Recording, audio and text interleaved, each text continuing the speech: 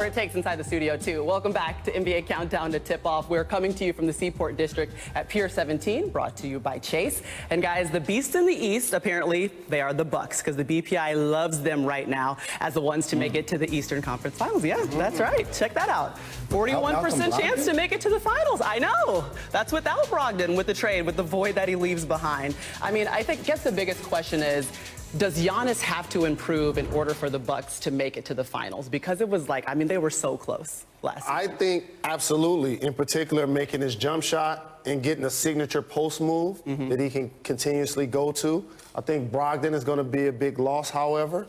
I don't think this team is necessarily as good come playoff time this season as they will be in the regular season. That's because Giannis is going to be the kind of guy that basically plays every game. But you notice we had a conversation about dynamic duels. We didn't mention one for the Bucks. Can Middleton become a perennial all-star? He wouldn't be an all-star in the West. Do you think he's capable of doing it? I'm not sure. Okay. In the East, potentially. If he was in the West, he would not be an all-star. So with his contract, now I want to see him elevate his game.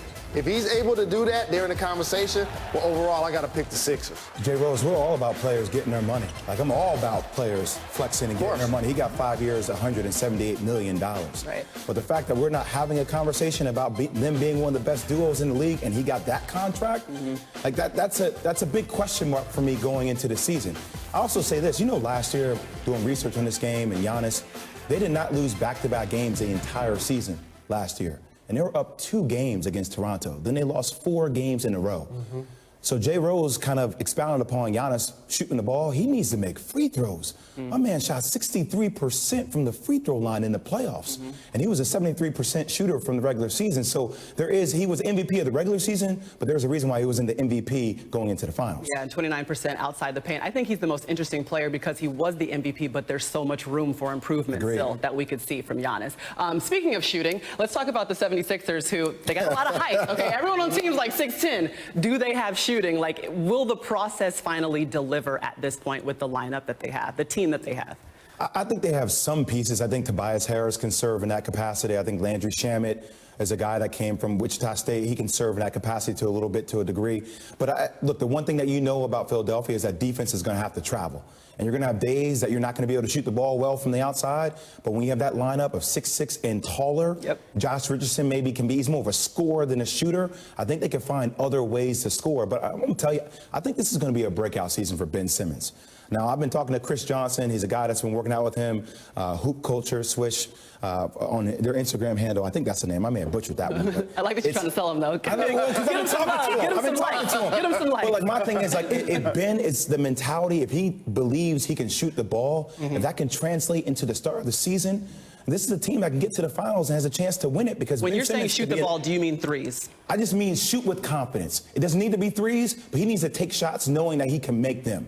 And if he can do that, that transcends the game for him. I think now we're talking about him being an MVP candidate. I love Ben Simmons as an athlete. I love him as a playmaker, as a triple-double threat, and he even will get down in the stance and play defense. However, both of you guys have played a ton of basketball. It's one thing to say, will he be able to shoot? At this point, he's not even attempting shots outside of the paint. Right. For me, you don't go from not attempting shots outside of the paint to consistently and confidently making jump shots. So that could be an issue for them, but I think they have so much talent. Joel Embiid, Horford inside. Were they a part of your top duos? They never came into the conversation. Because of Ben Simmons' jump shot. That is why. He has a major hole in his game that he has to address. Yeah. But I will say this, Al Horford helps him out tremendously. And he can shoot for a bit. He can knock down a three, and also his passing is so underrated. People don't talk about how great of a passer he is. Right. So they can really adopt that moving without the ball strategy. I think that team's going to be the best team in the East. Yeah, that could help considering they lost their top 3 shooters. Okay, you bring up Horford, and let's talk about Kyrie now being at the Nets. So, the biggest loss that we think right now for the Celtics is what? Is it Kyrie or is it Horford? You want to go at that first? I would say this is the easy one, Horford, because it doesn't sound deep. Everyone sitting at home is like, no, what? It's Horford. Hey, let me tell you something. Everyone, tell me. The guys on the team helped Kyrie pack. Okay. Oh, They couldn't wait for him to leave. I know publicly you're going to say all of the right things, but when you had the success they had before he was there in uniform, right, and you make it to the conference final, now Marcus Smart, Scary Terry gets a nickname, all of these things happen. And then all of a sudden he comes and he's unhappy? They like, seriously? Like, we got this done without you. Jason Tatum was supposed to take an all-star level leap last year. It didn't happen. Jaylen Brown went to the bench in this process. So I think Al Horford's leadership and his productivity is going to be missed more than what Kyrie brought to the table in Boston. I think Al Horford getting out of there says everything you need to know about that current situation. I will defend. They want to pay him. Yeah, I agree with you. I will defend Kyrie for a second, though. Okay. The Brooklyn Nets presser, he did come out and say he lost his grandfather in October and he didn't handle that situation correctly. That being said, Kemba Walker's a different kind of leader now. Like he's a guy, he's gonna say the right thing, but the way he plays, he'll be willing to give up the ball. He's not going to dominate the ball the way that Kyrie did a little bit. So, you have to expect Jason Tatum to take that next step in his game, Jaylen Brown to take that next step in his game. But the question is, can those guys, can they sustain that level of excellence without the big? I got a question for you, though. What about Brad Stevens? See, my thing is, where's his accountability on what happened last year? I don't think Brad Stevens is great at managing strong personalities. Last year in the locker room, I think he's a part of that trouble. I think this team, yes, because I don't think you have as many demonstrative personalities. And Kemba is more the leader that, hey, let's all do this, where Kyrie can kind of go on his own sometimes because of the way he sees the game and the way he thinks. All right, demonstrative leaders.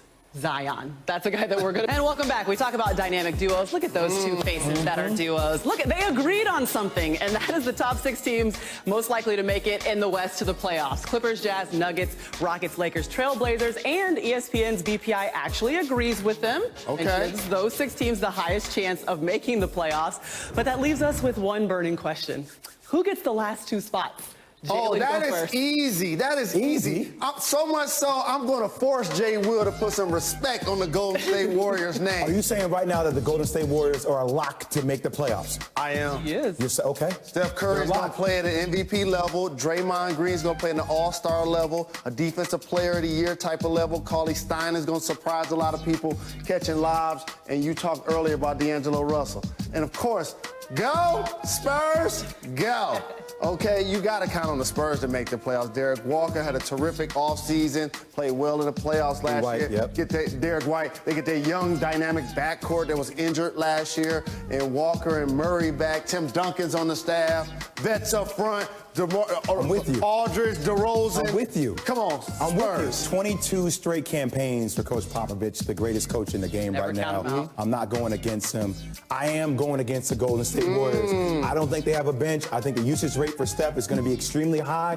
I think that's going to really expose Draymond Green. And note that I said this. I know people at home don't think it's a big deal. Them losing Ron Adams, their defensive coordinator on the bench, Jaron Collins is now the guy to do that. That's a huge loss for them. I don't see them making the playoffs. I see the Pelicans making the playoffs. Pelicans fly. Nothing to do with Zion. I think Zion's a workhorse. I just like what this team has done. I like the pieces that they put together. I like Drew Holiday is one of the most underrated two-way players in the game. He can lock up and he can score each one more. They have the pieces, they have the size, and they have the workhorse in Zion. Do you actually believe that the Pelicans could make it into the playoffs? I think the Pelicans are going to be 9th. Okay. Behind these 2 teams. If it was 9, I would put the Pelicans right here. I love that Zion gets a chance to play with Alvin Gentry, too, because he's going to ease him in and use him properly, and he's going to protect the 19-year-old. But they ain't making the playoffs. I'm just saying, don't forget about the castaways. Lonzo Ball, Josh Hart. Brandon Ingram. They got something to say. Okay, but the Warriors, we've pretended like they've had a target on their back for the last however many years, and now people are actually counting them out. Like, oh, no, there's still a I think target that's on their back. Be the best. There's still a target on their back. You know what? I got a question for you.